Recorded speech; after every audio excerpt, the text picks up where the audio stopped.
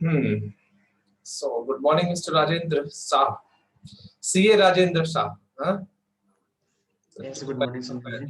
Yes, yes. Sorry for that यार, मैं link शायद मैंने आपको कोई और शेयर कर दिया, महेश शर्मा जी वाला, आपको वाला शेयर नहीं करा, तो इसलिए वजह से हम थोड़ा सा लेट हो गए, है ना. Sorry for that. Okay, कोई नहीं. So, how are you feeling, dear, today? कैसा लग रहा है? ठीक लग रहा है संदीप जी. सुबह सुबह मॉर्निंग है तो अच्छा ही लग रहा है. Without any thought. नहीं, मैंने आपको देखा है, आपने बहुत सारे लोगों के इंटरव्यू किए हैं, तो मैंने कहा चलो एक इंटरव्यू राजेंद्र सर के साथ भी करते हैं. Thank you Sandeep ji. आपको बहुत सारे लोगों को मैंने इंटरव्यू लेते हुए देखा है, बहुत आप उस पे अपनी दिलो जान लगाते हैं, तो बहुत अच्छी बात है. तो मैं थोड़ा सा आपको फॉर्मली इंट्रोड्यूस कर देता हूँ जितना मैं जानता हूँ. तो ये हैं हमारे सीए राजेंद्र शाह जी, और ये बहुत अच्छे मोटिवेशनल स्पीकर हैं और ऑथर हैं. इन्होंने किताब लिखी है कि हम अपने सीए एग्जाम्स को और इन जनरल एग्जाम्स को हम लोग कैसे क्लियर करें, और कैसे हम लोग पढ़ाई में भी अपनी इमोशनल साइड को बैलेंस करते हुए कैसे हम लोग इफेक्टिवली स्टडी करें, है ना. और कुछ सेशंस में मुझे राजेंद्र शाह के साथ काम करने का सौभाग्य प्राप्त हुआ है. तो ये अपनी पूरी एनर्जी के साथ पूरी, क्योंकि जो भी चीज निकल के आती है जब आपके एक्सपीरियंस से निकलती है, जब आपने उस चीज को जिया है तब निकलती है, तो उसका एनर्जी लेवल एक बहुत डिफरेंट होता है, बजाय कि हम पढ़ के बोल रहे हैं हमने कुछ तैयार किया हुआ है, तो वो एक बहुत डिफरेंट लेवल है. तो मैंने आपको देखा है कि जब आप बात करते हो तो आप उसके अंदर घुसने का आपका रहता है कि यार इसके अंदर घुस के बात की जाए, खासकर जब वो आपका टॉपिक है ना, जिसपे आपने पिछले 2-3 सालों में काम किया उसके ऊपर. काफी सारी चीजें अपने साइड रख के आपने उस पर मेहनत किया है और थोड़ा अपना रास्ता बना रहे हैं, आप अपना खुद का रास्ता बना रहे हैं. तो राजेंद्र जी, मैं आपसे सबसे पहले एक सवाल करना चाहूंगा कि क्या हुआ उस जर्नी में. मैं क्यों अक्सर लोगों से ये सवाल कर रहा हूँ कि जहां से वो टर्निंग आया लाइफ का, एक जनरल लाइफ चल रही थी, आप पढ़ाई कर रहे थे, सीए कर रहे थे, बट क्या ऐसा हुआ कि कहां से टर्न हुई life, what happened? Sandeep ji, मैं बचपन से बहुत पढ़ाकू टाइप के स्टूडेंट हूँ. मतलब पढ़ने वाला होता ना कि जिसने जो कहा पढ़ लो. मेरे घर में कोई पढ़ा लिखा नहीं था, तो मुझे लगा कि पढ़ाई एक अच्छा वे हो सकता है आगे निकलने के लिए, क्योंकि बाकी लोग नहीं पढ़ पाए. तो वही पढ़ पढ़ के आगे बढ़ रहा था. तो पढ़ाई के प्रोसेस में दो चीजें रियलाइज किया जब सीए तक पहुंचा. तो एक तो हेल्थ खराब हो गई पढ़ाई कर करके, क्योंकि खेल कूद उतना किया नहीं लाइफ में.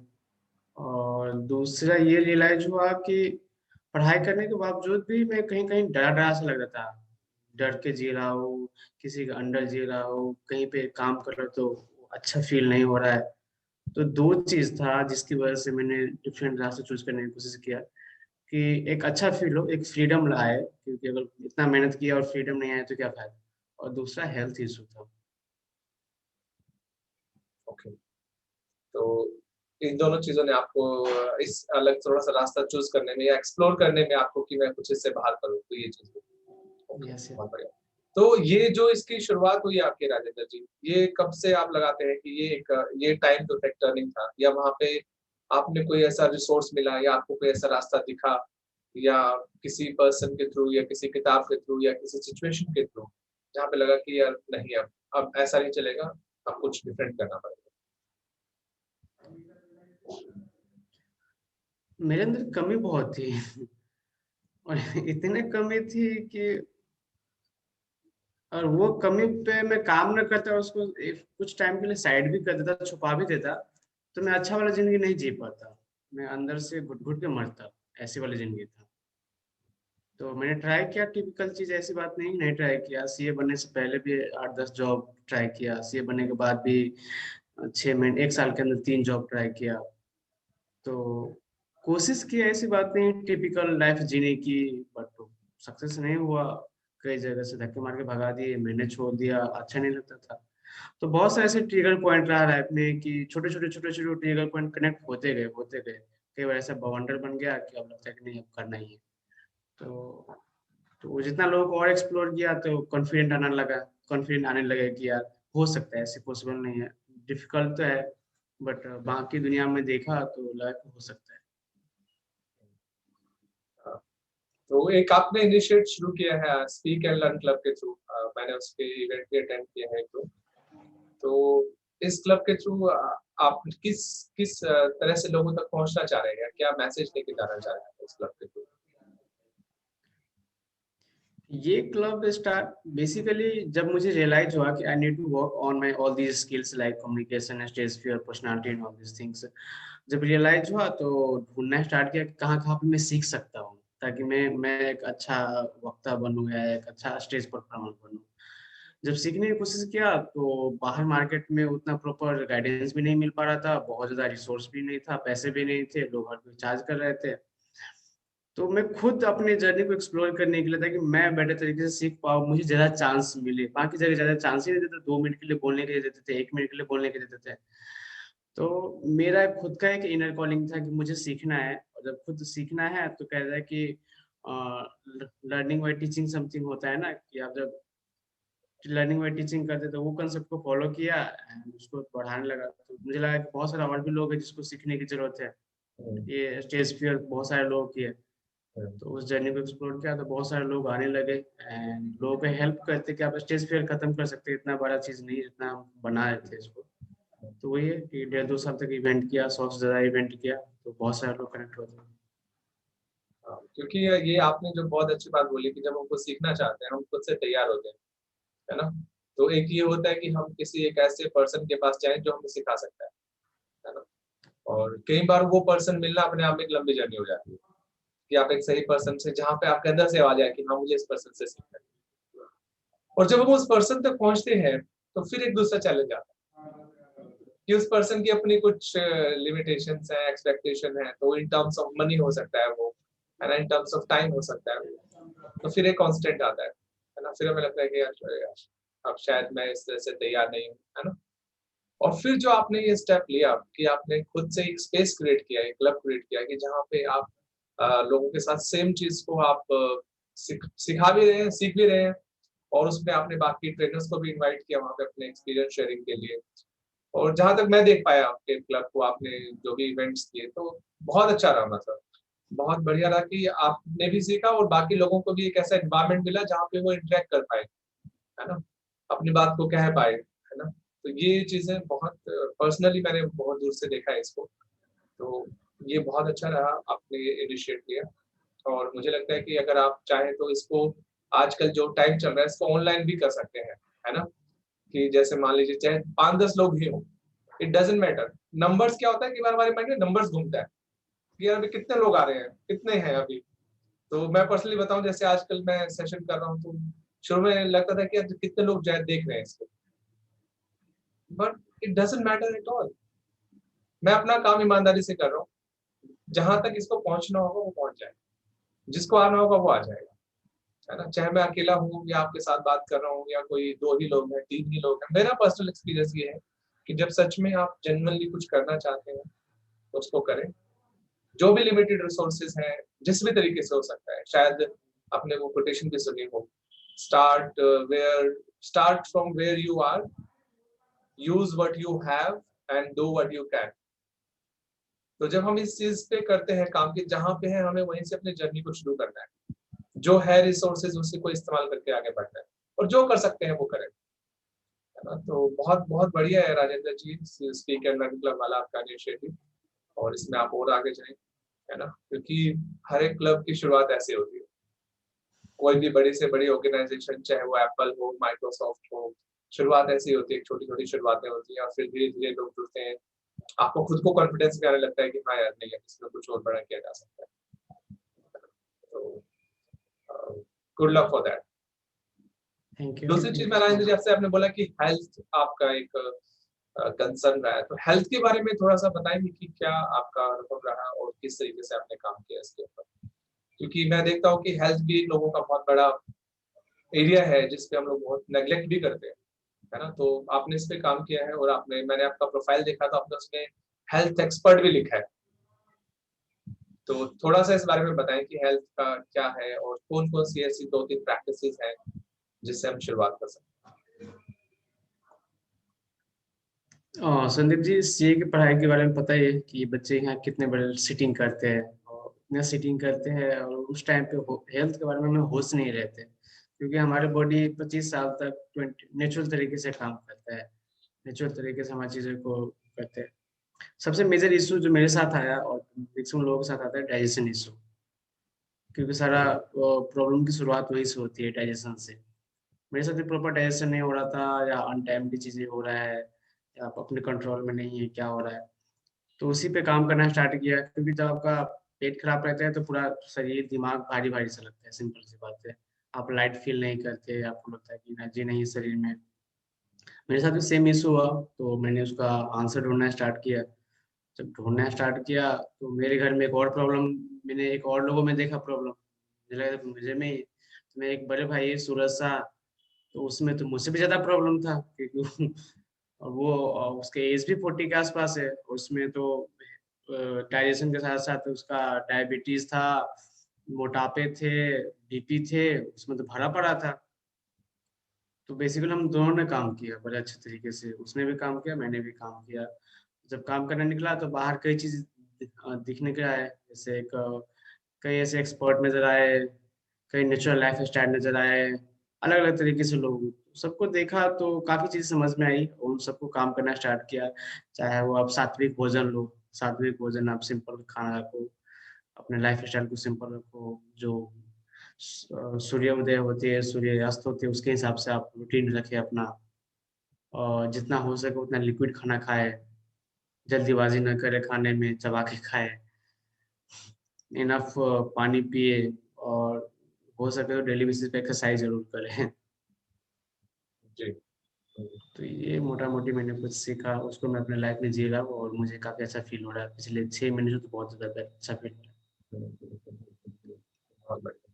मैंने आपके भाई साहब को भी देखा, उन्होंने भी बहुत डेडिकेटली काम किया। तो मैं जब आपके घर पे विज़िट किया तो आपके घर पे ना एक चार्ट बना हुआ है, दानव का खाना और मानव का खाना और भगवान का खाना। एग्ज़ैक्ट वर्ड नहीं है, बट हाँ, उसमें लिखा कुछ ऐसे ही है कि जो यस, गॉड्स किचन का खाना है, जो भगवान से नेचुरली हमें मिलता है, उसको बिना हम लोग प्रोसेस करे हुए खाएँ। जैसे रो वेजिटेबल्स और सैलेड्स होता है, दैट इज़ भगवान वाला खाना, है ना? नेचुरल पानी है, हवा है, वो सारी चीज़ें मिल रही हैं। फिर मानव का खाना में लिखा हुआ था दाल-चावल, है ना? हल्का-फुल्का शायद कुछ और 2 चीज़ें थी, दाल-चावल, रोटी और सिंपल कुछ चीज़ें जो हम लोग हल्के यूज़ करते हैं। फिर मैंने देखा उसमें लिखा हुआ है दानव का खाना या राक्षस का खाना, ऐसा कुछ लिखा हुआ है। तो उसमें उन्होंने पता नहीं मेंशन किया है, वैसे कुछ लोगों को हर्ट हो सकता है ये सुन के, बिकॉज़ कुछ लोगों को लगता है कि यार ये तो बड़ी ज़बरदस्त चीज़ है, पिज़्ज़ा, बर्गर, है ना? और फिर उसमें नॉन-वेज, हुँ, है ना? और हुँ। बाकी सारी चीज़ें। तो कभी-कभी टेस्ट के लिए ठीक है, बट जब आपका यही रूटीन बन जाता है, कोल्ड ड्रिंक, पिज़्ज़ा और बर्गर, यही रूटीन आपको डोमिनेट करने लगता है ना? तो फिर देर-सवेर चीज़ें फिर आपके सामने आती हैं, फिर कहते हो कि ये क्या हो रहा है? तो ये एक थोड़ा-सा इंडिकेशन है, मुझे लगा कि शायद ये हम मानव का खाना, दानव का खाना और भगवान का खाना अगर डिफरेंशिएट करें, तो एक अच्छी शुरुआत हम लोग कर सकते हैं अपने के साथ। और अगर आपको जंक फूड भी खाना है तो हफ्ते में 1 बार, 2 बार, आई थिंक मेरे हिसाब से काफ़ी ज़्यादा है। खाना नहीं चाहिए, बट क्या होता है एकदम से बड़ा मुश्किल हो जाता है आदमी के लिए, छटपटाता है आदमी। उसको उसको कहता है कि यार मुझे ना इचिंग होती है, मतलब ये एडिक्शन टाइप है एक्चुअली। बिकॉज़ मैं इस टाइम में रहा हूँ। मुझे एक टाइम पे बाहर की चीज़ें खाने का बहुत क्रेज़ था। बहुत मतलब बहुत। और जब एक दिन नहीं खाता था तो अंदर ना बॉडी बोलती थी कि क्रेविंग होती है बॉडी के अंदर ना। बोलती थी खा ले यार, क्या हो गया? क्यों टेंशन ले रहा है? जीवन जीने के लिए मिला है। टेस्ट ले जीवन का। बाकी देखा जाएगा जो होगा, क्यों टेंशन ले रहा है तू? तो ये सब चीज़ों ने बहुत परेशान भी किया अपने लेवल पे। जब धीरे-धीरे अवेयरनेस आई और अपने आप चीज़ें हल्की होनी शुरू हो गई, कम होनी शुरू हो गई। और पिछले कुछ टाइम से प्रभु की कृपा से तो बहुत ही मतलब अंदर की जो क्रेविंग है वो बहुत ही कम हो गई है ना? यहाँ तक जाके ये चीज़ें अटक जाती है कई बार तो मैं अंदर ही ले पाता हूँ। तो अच्छी बात ये है। हमारे हेल्थ के बारे में आपने बताया Rajendra ji, thank you so much for that. और कुछ प्रैक्टिसेज़ हैं जो राजेंद्र जी ने बताई, कोई भी पर्सन यूटिलाइज़ कर सकता है। सबसे पहले ये है कि हम नेचुरल फूड खाएँ जो हमें नेचुरल प्रकृति से मिलता है। द फर्स्ट आपने बोला इस बारे में। दूसरी चीज़ कि चबा-चबा के खाएँ, जल्दबाज़ी ना करें खाने में, है ना? आराम से खाएँ और कोशिश करें कि जब खाना खा रहे हो तो सिर्फ खाना ही खा रहे हो, मोबाइल देखना और इधर-उधर की चीज़ें जितना कम कर सके उतना बढ़िया है। तीसरी चीज़ आपने बोली कि हम लोग जितना हो सके लिक्विड डाइट लें, क्योंकि हमारी बॉडी का 70% जो है वो वाटर है और जो हमारा अल्टीमेटली जो भी हम लोग फूड खाते हैं, वो लिक्विड में कन्वर्ट होके ही बॉडी के अलग-अलग हिस्सों में पहुँचता है, जहाँ तक मेरी जानकारी है ना? तो वो लिक्विड डाइट लेंगे तो बहुत अच्छा है, डाइजेस्ट अच्छे से होगी और वो आपको ना लेज़ीनेस नहीं लेके आएगी। जितना ज़्यादा आप ये पका हुआ खाना खाएँगे और हार्ड फूड खाएँगे, पहले तो उसको डाइजेस्ट करना मुश्किल होगा, फिर लेज़ीनेस आएगी क्योंकि बॉडी की सारी एनर्जी उसमें लग जाती है उसको डाइजेस्ट करने में, है ना? ये चीज़ है। चौथा आपने बताया कि एक्सरसाइज़ करना, है ना? एक्सरसाइज़ करें जहाँ जो भी आपको समझ में आती है, वॉक करें, जॉगिंग करें, थोड़ा बहुत योगा करें, जो भी समझ में आ रहा है आपको। खेलें शायद बच्चों के साथ, वो भी एक अच्छी चीज़ है। और 5वीं चीज़ एक चीज़ मैं और भी कहना चाहूँगा वो होती है गुड नाइट स्लीप, है ना? तो रात को कम से कम भी 6 घंटे, 7 घंटे जो भी आपकी बॉडी की नीड है। तो जब भी आप सोने जाएँ तो उससे 1-2 घंटा पहले मोबाइल को साइड में रख दें। ये मैंने बहुत देखा है, क्योंकि लोगों को नींद इसलिए नहीं आती क्योंकि वो फ़ोन से चिपके रहते हैं। फ़ोन में देखते रहते हैं, फ़ेसबुक चलाते रहते हैं, यूट्यूब चलता रहता है, व्हाट्सएप में चलता रहता है। तो आप जब सोने जाएँ आपको कोई भी टाइम निर्धारित करें तो उससे 1-2 घंटा पहले तैयारी करना शुरू कर दें कि मैं सोने जा रहा हूँ, अब मोबाइल साइड में, अब मैं कोई इन्फॉर्मेशन को प्रोसेस नहीं करूँगा अपने माइंड। आप किसी से बात कर सकते हैं, सिंपल बैठ सकते हैं, अगर आपको कोई किताब पढ़नी है वो पढ़ सकते हैं। आप सोने से पहले अगर नहाना चाहें तो नहा सकते हैं, ये भी एक बहुत अच्छी प्रैक्टिस है ना? ब्रश कर सकते हैं, कुछ लोग सोने से पहले ब्रश करते हैं, वो भी एक बहुत अच्छी चीज़ है। मेरी भाभी स्पेशली मैंने देखा है कि वो रात को ब्रश करके सोती है ना? तो आप तैयार करें अपने आप को सोने के लिए। होता क्या है कि बंदा ना तैयार नहीं करता सोने के लिए अपने आप को, इसलिए वो छटपटाता रहता है फिर और जब तक वो एक्सट्रीम पॉइंट नहीं आ जाता कि बस अपने आप की नींद आँखें दर्द करने लग जाएँ मोबाइल देख-देख के और फिर सोता है, फिर उठने में फिर दिक्कत होती है। सेम प्रोसेस फिर उठने का रहता है। फिर उठने में एकदम से फिर मोबाइल पकड़ लेगा और फिर वही आधी नींद, कच्ची नींद, फिर वो फ्रेशनेस वाली फीलिंग नहीं आती और फिर हम लोग दोबारा से इंडल्ज हो जाते हैं इस चीज़ में, है ना? तो इसी चीज़ को भगवद गीता में कहा गया है, भगवान श्री कृष्ण ने कहा है, युक्त आहार, विहार और निद्रा हेल्थ के लिए। आहार मतलब सही खाना, अपने बॉडी के हिसाब से नेचुरल खाना। विहार मतलब एक्सरसाइज़, जो भी समझ में आता है और निद्रा मतलब स्लीप, गुड नाइट स्लीप। तो ये अगर हम लोग तीनों चीज़ें बैलेंस कर लेते हैं, तो मुझे लगता है कि हम हेल्थ के लेवल पे, है ना, जैसे मेरी विशाल जी से बात हो रही थी कि हमें हेल्थ इसलिए चाहिए ताकि हम अपना काम जो पूरा दिन हमें करना है उसको एनर्जी के साथ कर पाएँ। हाँ, तो ये चीज़ मुझे आ रही थी अभी आपके साथ बात करते-करते। तो दूसरी चीज़ मैं राजेंद्र जी आपसे बात करना चाहता हूँ, वो होता हूँ स्टूडेंट्स के बारे में, एग्ज़ाम्स के बारे में, क्योंकि जिस पे आपने अपना बुक लिखा है मेरे पास आपका किताब रखा हुआ है, ऐसे बाय चांस की बात है। अ, पहले मैं निकाल लेता हूँ, पहले आप बताओ फिर मैं निकालता हूँ उसको। तो आपने जो किताब लिखा है, इसमें जो स्टूडेंट्स की आप प्रॉब्लम को एड्रेस करना चाह रहे हैं, है ना? You are working with specially CA students, बस मुझे लगता है कि बहुत सी बातें इन जनरल भी अप्लाई की जा सकती है, जहाँ तक राइट, राइट। तो स्टूडेंट्स को थोड़ा-सा गाइड करें कि पेपर को लेकर या क्या 3-4 चीज़ें होती हैं जिससे उनको अपनी स्टडीज़ में काफ़ी हेल्प मिल सकती है ना? तो वो अच्छा उसमें कर सकते हैं। स्टूडेंट्स को लेकर जहाँ तक मैंने पिछले 2.5-3 साल में नोटिस किया है कि तो मोर देन 10,000 बच्चों के साथ इंटरेक्शन हो चुका है अब तक। तो हमें ना उसको सही वो नहीं मिलते, उसको गाइड करने वाला, सही सही मेंटर नहीं मिलते।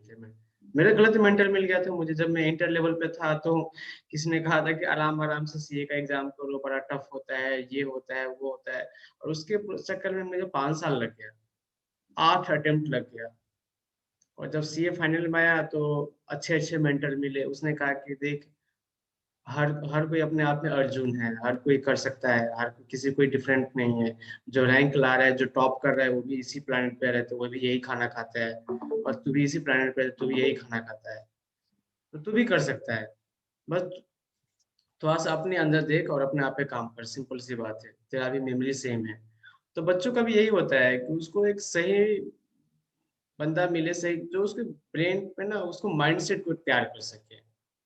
मेन सारा गेम वही होता है, चाहे बच्चों को ले लो, चाहे हम किसी का भी ले लो। माइंडसेट अगर जितना स्ट्रॉन्ग है ना, तो स्किल सेट तो डेवलप कर ही लेता है। और माइंडसेट का मतलब ये है कि उसको थोड़ा-सा करियर को लेकर एक होप दे, एक होप दे पॉजिटिव वे में कि देखो तुम कर सकते हो, तुमसे हो जाएगा, तुम इस डायरेक्शन में चलो, अपना करियर को सेट करो। देखो होप देना मेरे लिए लगता है कि उससे कई बार होपलेस हो जाती है बच्चे, बच्चे बड़ा जल्दी खुश भी हो जाते हैं, दुखी भी हो जाते हैं, दुखी भी हो जाते हैं। और हम तो है नहीं कि हम कभी दुख सुख बट वो जल्दी हैप्पीनेस आ गया, कुछ भी हुआ तो और दुखी हो गए।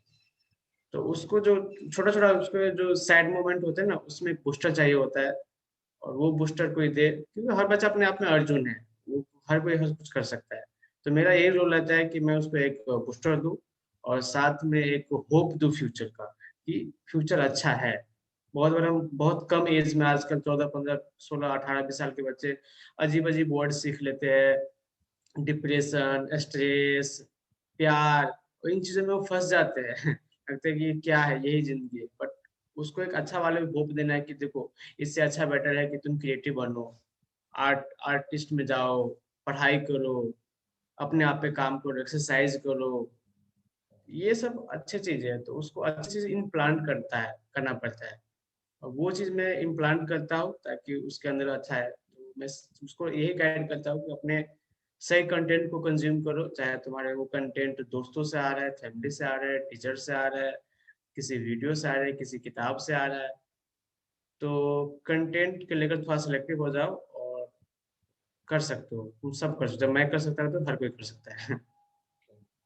तो मुझे 2 चीज़ें समझ में आई उसमें राजेंद्र जी। एक पहली चीज़ आपने बताया कि सही मेंटर का होना, कि जो आपको गाइड करते हैं, जो बताते हैं कि यस जो आप कर सकते हैं और खुद पे विश्वास करें, है ना? और खुद पे काम करें जो भी आपका स्किल सेट और माइंडसेट आपने बोला। कि first it's about mindset then it's about developing your skill set. पहली चीज़ ये है। दूसरी चीज़ आपने बोली कि हम जो कंटेंट कंज़्यूम करते हैं, तो मैं उसको ऐसे रिलेट करता हूँ कि जैसे हम खाना खाते हैं, बॉडी के लिए फूड चाहिए और माइंड के लिए कंटेंट आप क्या कंज़्यूम कर रहे हैं, क्या देख रहे हैं, क्या पढ़ रहे हैं, क्या सुन रहे हैं, अगर मैं थोड़ा-सा और बेसिक लेवल पे बात करूँ। तो अगर हम लोग इसको लेकर थोड़ा-सा सिलेक्टिव हो जाएँ, जैसे मैंने फूड की बात की है, हेल्थ के बारे में, तो अगर हम थोड़ा-सा क्या देख रहे हैं, क्या पढ़ रहे हैं, क्या सुन रहे हैं, अगर उसमें थोड़ा-सा हम लोग क्वालिटी ले आएँ, है ना? क्योंकि आजकल अनफॉर्चुनेटली चैलेंज ये है कि बहुत कुछ अवेलेबल है एंड ये एक विडंबना है कि ज़्यादातर हमारा जो माइंड है, वो गलत चीज़ों की तरफ जाता है। फ्रीली इन्फॉर्मेशन अवेलेबल है, चाहे यूट्यूब हो, गूगल हो और दुनिया भर की एडिक्शंस के लिए बहुत कुछ अवेलेबल है। तो अगर हम थोड़ा-सा वहाँ पे कॉन्शियस हो जाएँ, मैं नहीं कहता कि 100% हो जाएँ, बट अगर मुझे लगता है 60, 70, 80% भी अगर बंदा कॉन्शियस हो जाए कि वो क्या देख रहा है, क्या पढ़ रहा है और क्या सुन रहा है, तो मुझे लगता है जो आप ये माइंडसेट की बात कह रहे हो और ये जो चीज़ें हैं, तो उसके लिए काफ़ी मतलब सहजता वाली लेवल पे आ जाएँगी। क्योंकि जैसा हमारे मन में ज़्यादातर विचार चलते हैं, वैसा ही हमारे लिए जीवन सहज हो जाता है ना? तो अगर हम लोग अच्छा कंटेंट कंज़्यूम करते हैं, तो वो आपको डेफ़िनिटली एक लेवल तक हेल्प करता है ना? तो मैं अपना बताऊँ आपको पर्सनल एक्सपीरियंस, तो जब 2016 के आसपास की जर्नी में, आई थिंक 2016 का एंड था या 2017 की बिगिनिंग थी, तो एक हमारे मोटिवेशनल स्पीकर है संदीप माहेश्वरी, काफ़ी नाम सुना होगा लोगों ने उनका। तो उनकी वीडियोज़ को मैंने जब देखना शुरू किया तो बड़ा ही कनेक्टिंग सा लगा मुझे उनके साथ में। मतलब बहुत सहजता से वो बोल रहे थे, है ना? जो बात कह रहे थे वो कितना मतलब मुझे पर्सनली बहुत कनेक्ट हो पाया। तो अभी मैं आईसीए के सेशन ले रहा था उसमें, तो मुझे एक डिफरेंट फीडबैक मिला। मैंने बोला कि आप कुछ अपना सच में बताएँ कि आपको कैसा फ़ील होता है? तो मेरा जो सेशन लेने का तरीका आजकल बहुत डिफरेंट सा हो गया है थोड़ा-सा। मैं कड़वी बातें करता हूँ थोड़ी-सी, सच्ची बातें और थोड़ी कड़वी तरीके से करता हूँ मैं। तो उसमें से एक लड़की ने बोला, "सर आप ना संदीप माहेश्वरी और अर्णव गोस्वामी का कॉम्बिनेशन लग रहे हो।"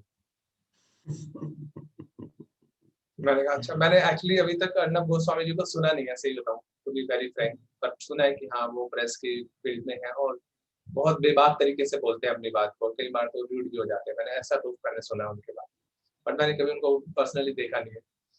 फिर माइंड में एक चीज़ चलने लगी, मैंने कहा देखो यार, संदीप माहेश्वरी का संदीप उठा लो और अर्णव गोस्वामी का गोस्वामी उठा लो, तो दोनों को बन गया संदीप गोस्वामी। तो कल कल ही इनसाइट आई मुझे ये वाली, मैंने कहा ओके, मैंने कहा ये हो सकता है कि कुछ कड़वी बातें कह रहा है लेकिन बात ठीक है। मैंने कहा पूछ लेता हूँ, मैंने कहा देखो अगर आपको अच्छी-अच्छी बातें सुननी है, जो कहने सुनने में अच्छी लगती है बट उससे कुछ होता नहीं है, है ना? वो शुगर गोलियाँ वाली चीज़, मीठी गोलियाँ वाली चीज़ें। दूसरा ये कड़वी गोलियाँ, यहाँ तक जाने में दिक्कत होगी, कड़वी भी लगेगी बट जब पेट के अंदर चली जाएगी ना, तो वो आपको हेल्थ को ठीक रखेगा, है ना? तो आपने कंटेंट कंज़्यूम करने वाली बात पे मैं आपको बोल रहा था, कि कंटेंट कंज़्यूम करें। इसके अलावा जो आप मैंने सुना है आपको, आप एक इमोशनल साइड के बारे में बात करते हैं, कि पढ़ाई के साथ-साथ अपनी इमोशनल साइड को कैसे आप करें। तो उसके बारे में कुछ 2-3 चीज़ें बताएँ, पढ़ाई को लेकर के कैसे इफेक्टिव हो और अपनी जो इमोशनल साइड है उसको लेकर हम लोग कैसे काम करें? इमोशनल साइड में संदीप जी क्या होता है कि हम यूथ में उतने तैयार नहीं रहते कि इमोशन को कंट्रोल कर सकें। हम बहुत ज़्यादा लगाव हो जाती है या डिपेंड हो जाते हैं हमारे इमोशनल, चाहे हमारे इवन हमारे पेरेंट्स पे डिपेंड हो गए या किसी गर्लफ्रेंड बॉयफ्रेंड पे डिपेंड हो गए या किसी और पर्सन थर्ड पर्सन पे डिपेंड हो गए और उसकी वजह से वो हमारे इमोशन को ट्रिगर करते रहते हैं। सो इसको लेकर मैं थोड़ा-सा एक झलक देता हूँ लोगों को कि आप उतना अटैच ना रहें। जितना हो सके आप डिटैच होके कर क्योंकि आप एक स्टूडेंट लाइफ जी रहे हैं, तो कोशिश करिए कि आप योगी वाली लाइफ जिए। और योगी वाली लाइफ ऐसे होते हैं कि जहाँ पे वो फालतू लोगों से बातें नहीं करते, फालतू लोगों से मतलब नहीं रखे, जो आपके लिए फ्रूटफुल ना रहे, चाहे किसी भी वे में रहे। फ्रूटफुल इन द सेंस कि अभी फर्दर टाइम में उसकी ज़रूरत नहीं है आपकी लाइफ में, तो उसको आप पॉज़ पे डाल दें उस पर्सन को या उसको डिलीट कर दें, रिमूव कर दें। क्योंकि एक बार वो पैर की जंजीर बन गई, तो आपको आगे बढ़ने में दिक्कत हो जाएगी। तो उसको आप हटा ही दें तो ज़्यादा बेटर रहेंगे, क्योंकि ज़िंदगी बहुत छोटी है अच्छे लोगों के साथ टाइम स्पेंड करने के लिए। तो बुरे लोग हैं जो आपके लिए फ्रूटफुल नहीं होंगे, क्यों स्पेंड करें? तो ताकि आप इमोशनली स्ट्रॉन्ग रहें। तो मैं जो समझ पा रहा हूँ आपकी बात से वो कह रहे हो कि जिन लोगों के साथ आप जो आपके लाइफ में एक सही से कंट्रीब्यूट नहीं करते हैं, किसी भी तरीके से, वो इमोशनल लेवल पे आपको फालतू की बकवास करते हैं, डिमोटिवेट करते हैं, आपकी लेग पुलिंग करते हैं, तो किसी भी तरीके से अगर वो सपोर्ट नहीं कर रहे हैं, तो उसको हम लोग मिनिमाइज़ कर दें पहले उन लोगों को, जहाँ तक पॉसिबल पाए। अगर पॉसिबल पाए उनको अवॉइड करने का, जहाँ तक हम प्रयास करें उनको अवॉइड करें। और हम ज़्यादा से ज़्यादा समय अपने खुद के साथ काम करें क्योंकि स्टडी में एक इंडिविजुअल जब तक आप आई थिंक जब तक नहीं आता तब तक बात नहीं बनती है। और दूसरा सिर्फ़ उन्हीं लोगों के संपर्क में रहें जो पॉज़िटिवली कंट्रीब्यूट कर रहे हैं आपकी जर्नी। मैं ये समझ पाया हूँ अभी आपसे। क्या यही कहना चाह रहे हो? हाँ, यही ज़रूरी है क्योंकि आप फर्दर टाइम में किसी बड़े प्रोजेक्ट पे काम कर रहे हैं और आप अननेसेसरी उसको अटेंशन देंगे तो आपका ध्यान चला जाएगा, वहाँ से हट जाएँगे। और इतना बड़ा प्रोजेक्ट है सीए एग्ज़ाम अपने आप में कम करना है कि यहाँ पे लगा लीजिए कि रॉकेट लॉन्च करने से बराबर है, मतलब इतना यहाँ पे फ़ोकस देना पड़ता है। 1% रिज़ल्ट आते हैं, 100 में से 1 बच्चे पास हो रहे हैं संदीप जी। तो सोचिए आपको 99 को बीट करना है। तो फ़ोकस लेवल बहुत ज़बरदस्त लेवल पे चाहिए होता है। फ़ोकस। लेटर ऑन आप ज़िंदगी में जो करें बट अभी के लिए आप उन सभी चीज़ों को अवॉइड करें, क्योंकि आपको अकेले खुद के साथ ज़्यादा टाइम देना पड़ेगा। मैंने ये लाइन भी सुनी आपकी, आपने एक वर्ड यूज़ किया लेज़र शार्प फ़ोकस लेज़र होता है? लेज़र लाइट साफ टू द पॉइंट रहे। लेज़र शार्प फ़ोकस कि आप इतना फ़ोकस हो जाएँ अपने जो आपका टारगेट है और ज़्यादा से ज़्यादा समय आप उसको डेडिकेट कर दें उस पे काम करने के लिए, है ना? That is one of the primary thing life में जो भी कुछ लोग अचीव करना चाहते हैं, फ़ोकस लेके आएँ आप, है ना? मैं जो एक चीज़ आपसे जानना चाह रहा था रविंद्र जी, वो आपने बोला कि जो स्टडी एक वो एक काक वाली भी आप एक बात करते हैं ना, काग वाली भी कागज़ एक बात करते हैं, तो थोड़ा-सा बताएँगे क्योंकि मुझे बड़ा इंटरेस्टिंग सा लगती है बताने में। जैसे आपको तो पता ही होगा कि अपने ग्रंथों से उठा हुआ है, काकचेष्टा बकोध्यानम अल्पाहारी गृहत्यागी स्वनिंद्रा, यही बात करें ना? हाँ, ये वाला यस। हुँ, तो एक बार पाँचों देखिए पॉइंट्स बताएँगे? एक बार इसके क्या पॉइंट्स हैं? तो संदीप जी देखिए हम वो काम कर रहे हैं जिसमें हमें स्टूडेंट्स लाइफ जीने की ज़रूरत है और इसी से हम उम्मीद कर रहे हैं कि एक एज़ अ स्टूडेंट हम सीए बन जाएँ। बट हम लाइफ वो नहीं जी रहे जो एक स्टूडेंट को जीना चाहिए। चाह तो वो रहे हैं कि एक स्टूडेंट को जो मिलना चाहिए वो मुझे मिले। बट हम उसके लिए वो लाइफ नहीं जी रहे जो एक स्टूडेंट्स को एक विद्यार्थी को जीना चाहिए। अब सिंपल सी बात है कागज़ चेष्टा का मतलब ये हो कि आप एफर्ट करें।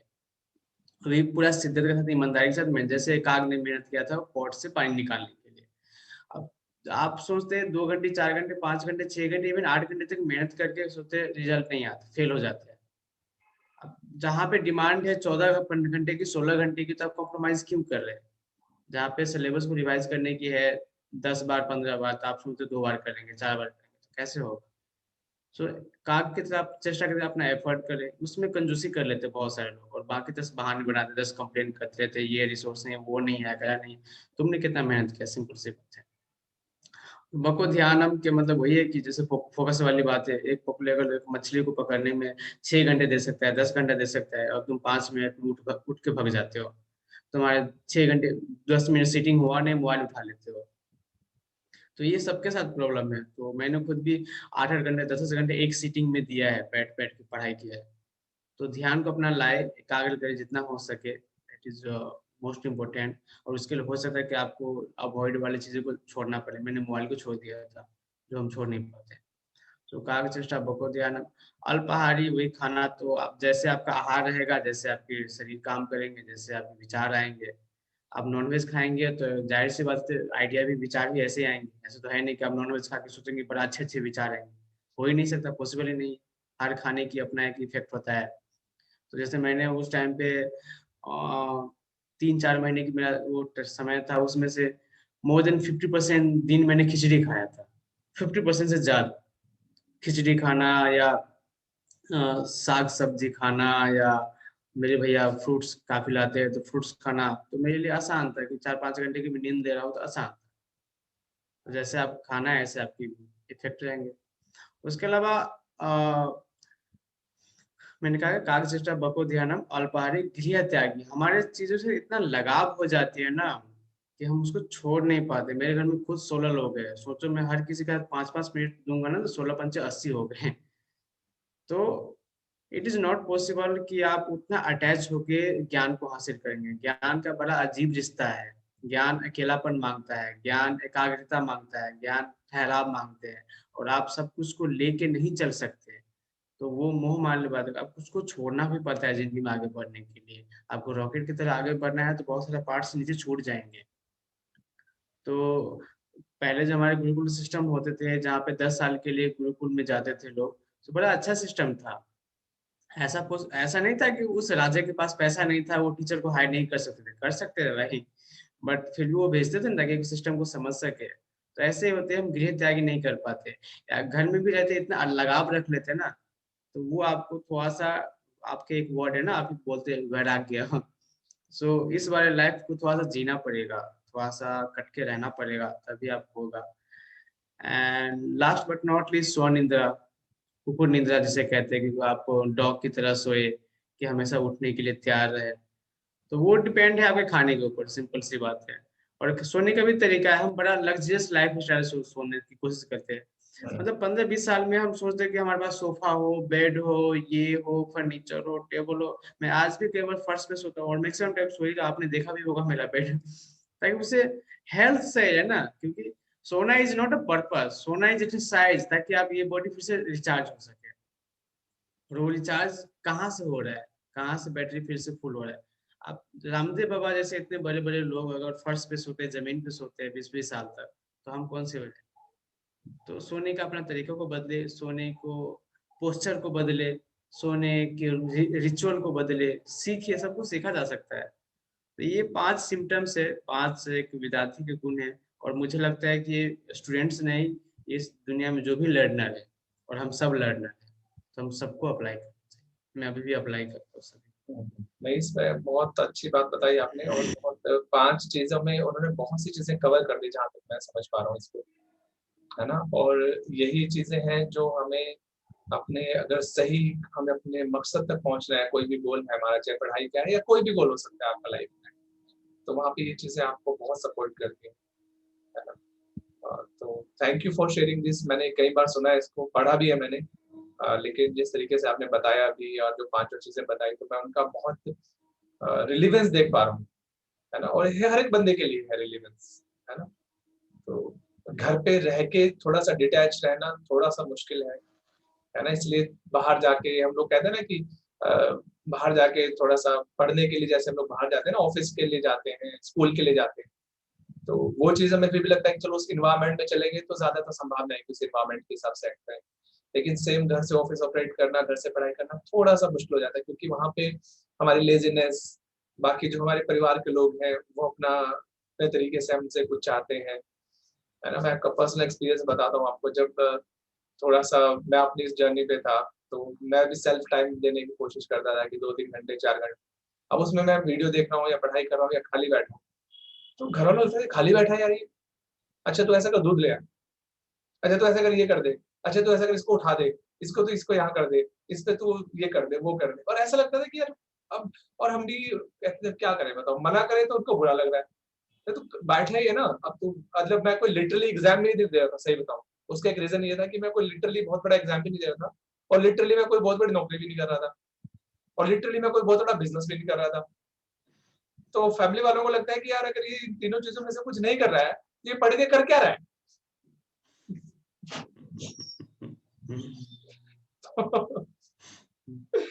तो ये कुछ एक्सपीरियंस है, नो डाउट फैमिली ने बहुत सपोर्ट किया इस जर्नी में। ये जस्ट मैं आपको बता रहा हूँ कि ऐसा भी होता है ना? तो जब कोई बंदा दिखता है कि इसको कुछ काम नहीं है, तो बहुत से लोग ना उसको काम बता देते हैं। और यहाँ पे ना एक बहुत बड़ी आर्ट भी कह सकते हो उसको, इसके ऊपर एक किताब भी है, शायद किसी ने मेरे से आईसीए के सेशन में पूछा था। This is called the art of saying no. लोगों को ना कहने की, जब सच में आपको लगता है कि वो नहीं करना चाहते आप या वो आपको वैल्यूएट नहीं करेगा और आपको किसी का दिल भी दुखाना है, बट ऑनेस्टली कह दीजिए कि हाँ सर, मैं थोड़ा-सा अभी व्यस्त हूँ, मैं अपना काम में हूँ और मैं ये नहीं कर पाऊँगा और बाय चांस अगर मुझे टाइम मिला तो definitely I will try this. बाकी आप इसको अगर कहीं और से करवा लेंगे तो ज़्यादा बेटर है ना? तो ये ऑनेस्टी जब आपके कम्युनिकेशन में आती है, तो इससे सामने वाला बंदा भी थोड़ा-सा लगेगा एक टाइम के लिए बुरा, बट वो बहुत सही रहेगा वो चीज़। बजाए कि आप उसको घुमाते रहें, टाल-मटोल करते रहें, है ना? और फिर आप भी परेशान रहेंगे क्योंकि कहीं न कहीं बैक ऑफ द माइंड आपके चल रहा है। कहीं न कहीं आप बहाने बना रहे हैं, टाल-मटोल कर रहे हैं, तो बैक ऑफ द माइंड सारी चीज़ें चलती हैं आपके। तो ये जो नो कहने की आदत है, क्योंकि आपको कुछ जब आप अपने फ़ोकस होके काम कर रहे हैं, तो वो नो कहने आपको आना चाहिए कि भई अभी फ़िलहाल इस चीज़ का लिए मेरे पास टाइम है ना? तो ये चीज़ मुझे लगता है कि जो आपने बताया उसमें हम कहीं न कहीं इनडायरेक्टली वो चीज़ आ रही है ना? कि हम नो भी कहना सीखें। बहुत से लोगों को बहुत दिक्कत होती है कि नो नहीं कह पाते यार, नहीं यार अभी टाइम नहीं है, अभी मैं ये चीज़ नहीं करना चाह रहा, है ना? या मेरी प्रायोरिटी नहीं है अभी। तो ये कहना भी बहुत इम्पोर्टेंट है अपनी जगह पे। सो राजेंद्र जी, आज का मैं कोशिश कर रहा हूँ कि सेशन थोड़े भी छोटे-छोटे करूँ क्योंकि पहले बड़े-बड़े, बड़े-बड़े होते जा रहे हैं सेशन। तो मैं चाहूँगा कि आप कोई अपनी लास्ट बात कोई शेयर करना चाहें, आपका मैसेज जो भी जहाँ तक भी ये वीडियो जाए, किसी भी व्यक्ति तक, तो उनको आप क्या एक आखिरी बात आप उनको कहना चाहें?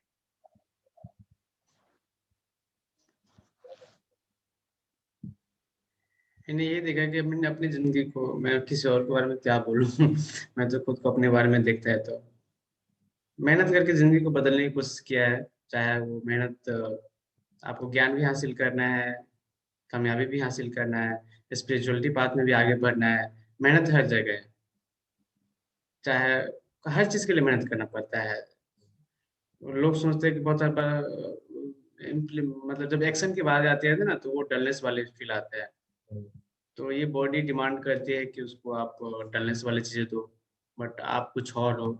यहाँ पे आने का एक आपका अलग पर्पस हो सकता है, अलग एक और ज़िंदगी बहुत सुंदर है, अच्छा है, क्रिएटिव है, बढ़िया है।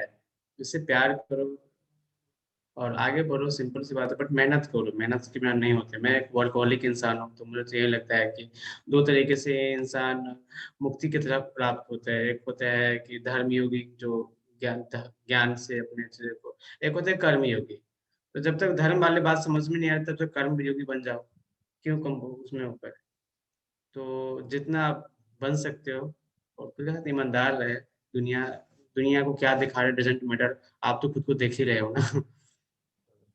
ये आपने तो अच्छी यही बात कही, बिल्कुल।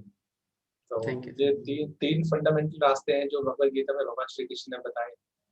ज्ञान योग, भक्ति योग, कर्म योग, यू। है ना? और संदीप महेश्वरी का एक छोटा-सा वीडियो अगर कोई इस बारे में थोड़ा सर्च करना चाहे तो ज्ञान का मतलब होता है राइट नॉलेज। हुँ, भक्ति का मतलब मैं जो समझता हूँ वो है डेडिकेशन, सरेंडर टू समथिंग।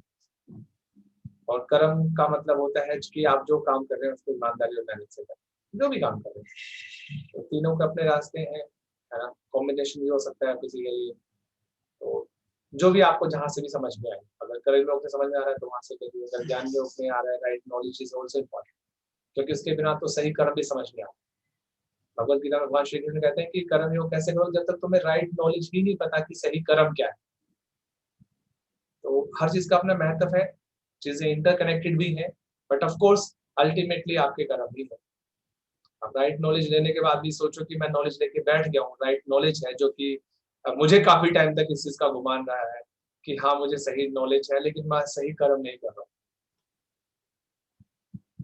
ये तो वही वाली बात होगी कि मुझे गाड़ी ड्राइविंग की मुझे पता है आती है, लेकिन मैं अभी जो चलाने के लिए बीच में अभ्यास चाहिए, उस अभ्यास के लिए मैं तैयार नहीं, और मैं चाहता हूँ कि मैं उसको अच्छे से चलाऊं। तो ये जो बीच में जर्नी आती है भक्ति की, जब आप डेडिकेटली काम करते हैं, प्रैक्टिस करते हैं अपनी जो राइट नॉलेज है उसको अप्लाई करने की, then it becomes the action. तो thank you so much for pointing this कि आप कर्म योगी बने, है ना, अपना कर्म वर्कहोलिक आपने एक वर्ड यूज किया जो बहुत चल रहा है आजकल मार्केट में, है ना। एक वर्ड होता है अल्कोहलिक, एक होता है वर्कहोलिक। तो वर्कहोलिक बने, अपने काम में ईमानदारी लेके आए, अपने काम में मेहनत करें, है ना, और जो जो भी आपको काम दिख रहे हैं साथ में करने के, तो उनसे जी ना चुराएं। ऐसे जी तो मन तो होता है चुराने का उसको, लेकिन वही थोड़ा सा मन पे विजय प्राप्त करनी पड़ेगी आपको कि जो काम सही लग रहा है, रिलेवेंट लग रहा है, तो उसको करें, और वहां पे अपने मन को बोले साइड में कि बेटा तो साइड में हो जा, दिस इज इम्पोर्टेंट। तो thank you Rajendra ji for today's discussion. हम लोग और थोड़ा गहरा जाने का प्रयास करेंगे आगे आने वाले सेशंस में, बट मैं ये कोशिश है कि पहले एक एक बार थोड़ा सा हम लोग कॉन्टेक्ट सेट कर लें कि कोई पर्सन क्या करता है। तो राजेंद्र शाह जी का पेज है, आई थिंक आपका फेसबुक पेज है, फैन पेज है आपका, सीए राजेंद्र शाह, और कोई वेबसाइट भी है सर आपकी? मेरे नाम से है सर। आप किस नाम से है सर? सीए राजेंद्र शाह के नाम से मिल जाएंगे गूगल पे। सीए राजेंद्र शाह आप सर्च करेंगे तो आपको इनके बारे में डिटेल मिल जाएगी। और मैंने जहाँ तक देखा है, स्टूडेंट्स को अगर मेंटरिंग करने की बात करें, है ना, अभी फिलहाल ये सीएस पे फोकस कर रहे हैं, बट मुझे लगता है इन जनरल बहुत सी चीजें ऐसी हैं जो किसी भी व्यक्ति के लिए हेल्पफुल हो सकती है। तो आप इससे संपर्क कर सकते हैं। और पिछले कुछ समय से, आई थिंक पिछले 1 साल में राजेंद्र के साथ मुझे टाइम स्पेंड करने का बहुत टाइम मिला, और पता नहीं हम लोगों ने कहाँ कहाँ पे कैसे कैसे टाइम स्पेंड किया, कैसे कैसे बातें की। तो वो बहुत अच्छा रहा मेरे पिछले 1 साल में। हमने, क्योंकि होता है ना कि मुझे भी एक बंदा चाहिए जो सुने। कि भैया एक सुनने वाला भी तो होना चाहिए, बोलने के तो मैं तैयार हूँ, लेकिन कुछ सुनने वाला भी तो। तो राजेंद्र ने वो रोल प्ले किया कि भैया चलो मैं सुनने को तैयार हूँ, आप बोलने के बोलो, आपको जो बोलना है ना। तो thank you for this Rajendra, और हैव अ गुड डे यार, मिलते हैं शाम को 7 PM। Okay, thank you, Sandeep. Thank you so much for inviting me.